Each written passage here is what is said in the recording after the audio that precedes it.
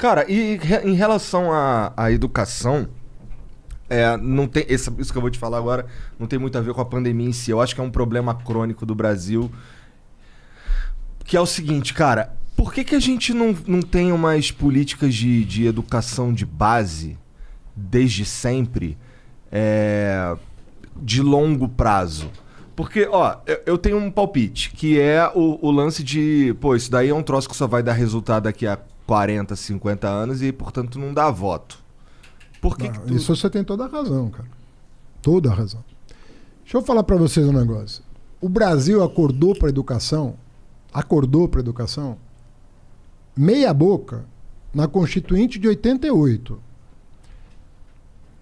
Não por coincidência, 100 anos depois da abolição da escravatura. Olha só, cara. Olha o que eu tô te contando aqui, que as pessoas não se dão conta. Nós abolimos a escravidão em 1888. Um dos últimos países no mundo, inclusive. Um dos últimos países do mundo. O Brasil foi o último país a criar uma universidade. O último país das Américas a criar uma universidade. Foi o único país que criou uma universidade só no século XX. Os negros, em 1884 ou 3, agora não tô... Tem uma lei chamada Lei Saraiva. Bota lá no Google que você acha. Lei Saraiva. Proibindo quem não era alfabetizado de votar. Já prevendo a abolição da escravidão, para os escravos não votarem, como eram todos analfabetos, aprovaram uma lei proibindo quem era analfabeto de votar. Ou seja... Sabe quanto tempo durou essa lei? 100 anos. Caralho. 100 anos. E aí você fala, bom, mas então alfabetizaram? Não. Porque era justamente o instrumento de controle. Para não deixar os pobres votar, não alfabetizavam. E a lei proibia votar sem alfabetização. Resultado, nego, ninguém votava. Era um desincentivo muito grande para investimento em educação. Então, veja só, você que era alfabetizado, você que ia para a universidade, você que ia para Coimbra estudar direito, você não estava preocupado com a educação porque você já estava educado. O cara que estava preocupado com a educação não podia votar. E aí, meu? Quem é que ia falar? Tem que educar. Então, verdade. O Brasil, cara, não tinha compromisso com a educação. E assim, eu participei, modéstia à parte, de uma primeira revolução na educação brasileira, que foi abrir as portas da universidade pro pobre. Ele me confessou que namorou 2 pró-unistas. Eu sou pró-unista também. 3? Puta, cara, tu tá cercado. Tô cercado. Não, mas eu não namorei o Monarca. Agora vai me negar. Mas, cara, olha só. Nós precisamos chegar no século... Porra, cara, eu tô cercado de pró-unista por todos os lados. Mas e a base, Fernandão? Não, mas a base... Não, vê bem. Outra coisa errada é imaginar a separação da básica e da superior. Leia os historiadores, você vai saber o seguinte. O projeto nacional nasce quando o pobre chega na universidade. Aí você começa... Aí a universidade começa a pensar o país todo e não só a elite. Porque a nossa universidade era ultra elitista. Agora, eu vou te perguntar, qual foi, no Brasil, os estados que mais avançaram na educação? Foram os estados do Nordeste. Por 2 razões. Que nós queremos um fundo para financiar a educação do Nordeste chamado Fundeb, e porque o Nordeste estava tão atrasado em relação ao Sudeste que tinha muita margem para melhorar. Para ganhar, para evoluir. Juntou essas 2 coisas, quais são os exemplos de educação no Brasil hoje de estirão, né? Do cara dar aquela decolada? Ceará, Pernambuco, Maranhão, Piauí. Se fala desses estados. Então, o Brasil está vivendo um momento... A pessoa vai falar, porra, mas falta muito. Mas nós começamos a fazer. Nós começamos a fazer tem 20 anos. Mas eu acho isso, cara. Nós começamos a fazer alguma coisa por esse país. No golpe militar de 64, tinha 200 mil universitários no Brasil. 200 mil universitários. Vamos lembrar que em 1970, na Copa do Mundo, a gente tinha 90 milhões de brasileiros, né? 6 anos antes, só tinha 200 mil universitários. Hoje nós temos o quê? 210 milhões de brasileiros. Ou seja, um pouquinho mais do que o dobro. Nós temos 8 milhões de universitários. O que eu estou querendo dizer é o seguinte: quem reclama está certo. Mas quem olha o filme vai entender que nós começamos a enfrentar esse lance para valer. Entendo. Mas eu acho que a crítica... Vamos colher isso? Nós vamos colher. Agora, precisa ter perseverança. Não dá para ter essas idas e vindas que estão acontecendo. O que está acontecendo hoje no MEC é muito grave. O que está acontecendo? Porra. Eu não sei, sinceramente. Não, cara, é loucura. Estão nomeando gente para os órgãos do MEC que não são da educação.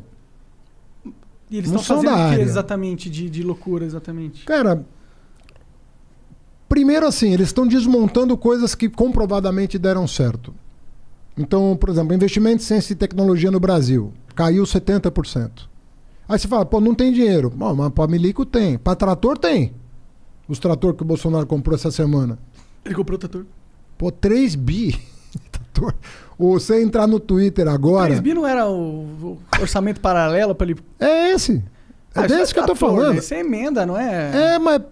trator, entendi, é uma gíria. Desculpa, é que eu não sou, eu tô achando que é trator mesmo. Não, mas é também. Entendi, ó. Não é só, mas é também. Entendi. Ou seja, ele tá num jogo com o Congresso de toma lá da cá, que ele botou no Ministério do Desenvolvimento Regional, não sei qual que é o nome, que mudou tudo que é nome, ele botou 3 bi para ele cuidar, na relação direta com os parlamentares.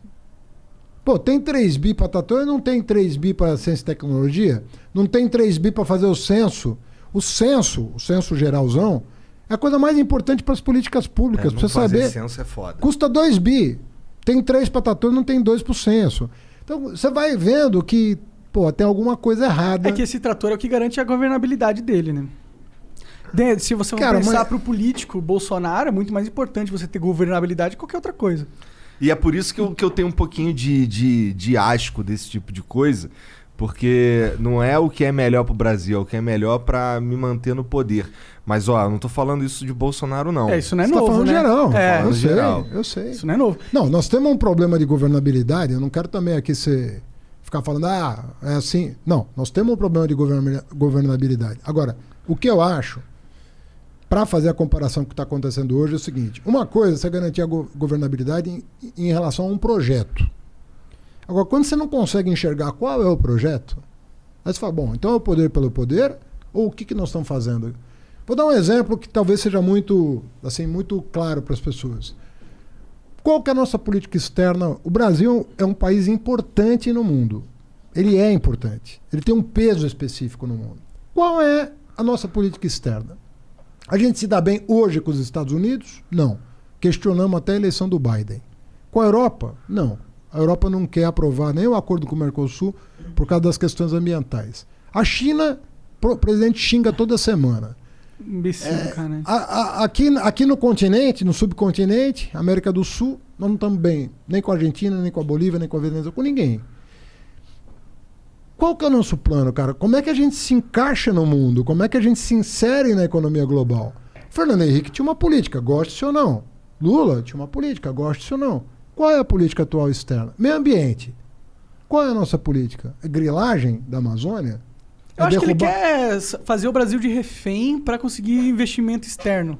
Mas os investimentos estão indo embora com isso. Então, mas ele quer, fazer assim, se você quiser que a gente acabe com o desmatamento, dá tanto dinheiro aqui. Monarquia, esse ano, nós perdemos quantas multinacionais saíram do Brasil?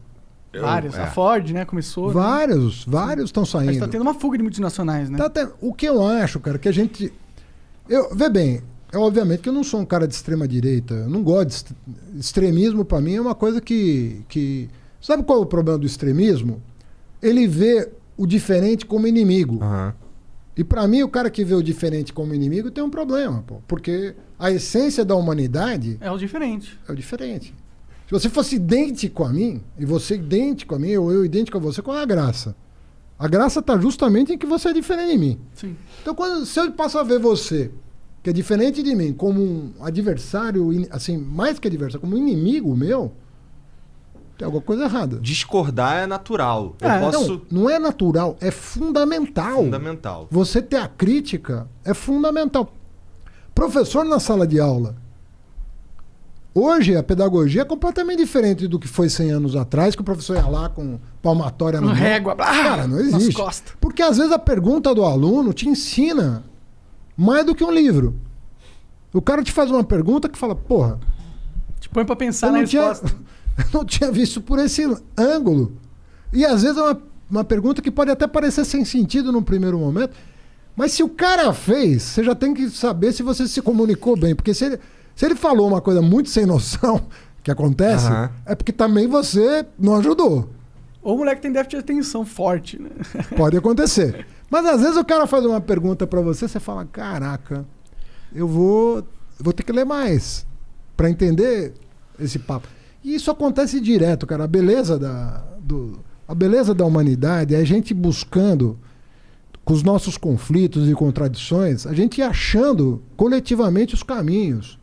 E o bacana da democracia é que, a democracia, assim, ninguém é dono da verdade. A bola tá sempre na mão do povo, que tem que tem o voto ali. É óbvio que a democracia tem todo... Eu tô desiludido com o voto pra caralho, Haddad, assim. A democracia tem todos os problemas que a gente conhece. Uma brasileira mais ainda que as outras, né? Todos os problemas que... Agora, tem melhor?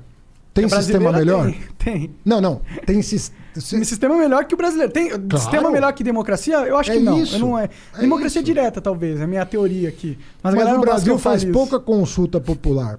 Acho que a democracia direta pra tudo é difícil. E quando faz, às vezes não respeita. Pô, teve o lance do... Não foi no governo Lula que cagaram quando os caras perguntaram se podia ter arma ou não?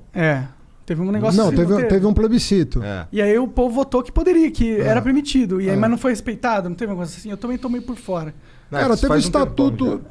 Teve o Estatuto do Desarmamento depois que regulou essa matéria. Né? Mas a gente teve pouca consulta. A gente teve uma em 93 sobre regime de governo, que definiu o presidencialismo.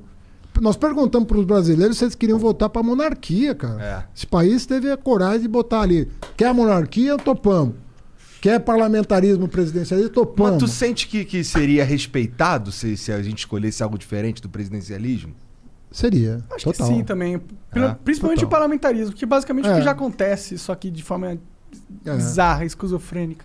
Na verdade, a gente não... O que o povo entendeu? Que o nosso Congresso não era maduro o suficiente para eleger eles o chefe de governo. Fala, pô, esses caras será que vão escolher melhor do que eu? Porque é uma delegação, né? O parlamentarismo é uma eleição indireta. É você chegar para o parlamento e falar, vocês vão escolher o chefe do governo, entre vocês aí. Aí o brasileiro olhou para aqueles caras... Falou, bicho, melhor não, deixa comigo aqui que tu lembra eu resolvo. Tu votou presidencialismo? Votei por causa disso, porque eu acho que a representação do Congresso ainda precisa melhorar muito. Eu não sou contra, em tese, o parlamentarismo, nem o presidencialismo.